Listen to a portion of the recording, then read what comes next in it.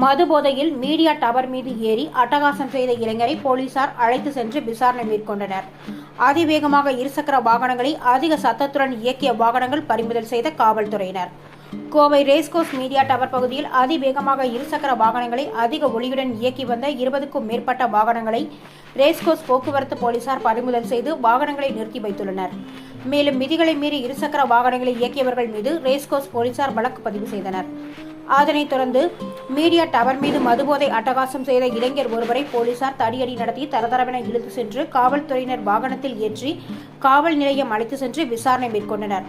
அதேபோல media tower பகுதியில் புத்தாண்டு கொண்டாட்டத்தில் இளைஞர்கள் மதுபோதையில் அட்டகாசம் செய்து வந்தனர். மேலும் மதுபோதையில் இளைஞர் ஒருவரை கீழே இருந்து மேலே தூக்கி ஆபத்து உணராமல் தூக்கி பிடித்து அராஜகத்தில் ஈடுபட்டனர்.